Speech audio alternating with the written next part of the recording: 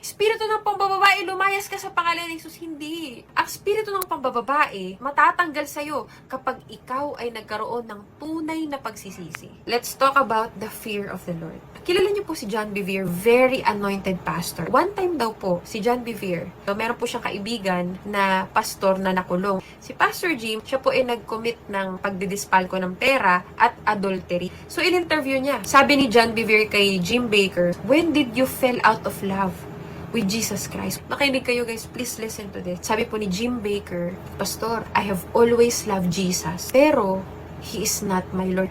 I do not fear the Lord. Hindi po siya natatakot sa Diyos. And there are millions of Americans and Christians just like me.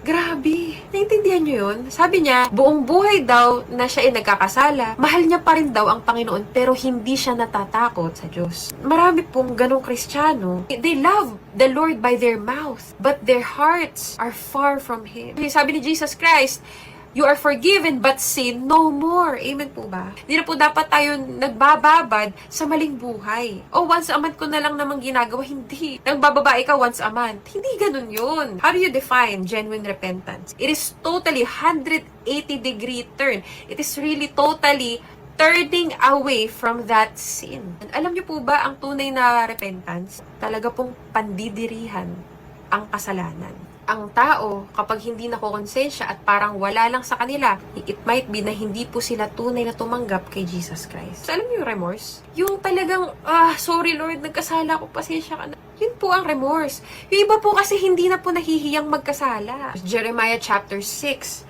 verse 15, were they ashamed when they committed abomination? Sila po ba ay nagigilty? Sila po ba ay nahihiya nung sila po ay nag-commit ng karumal-dumal na kasalanan sa Panginoon?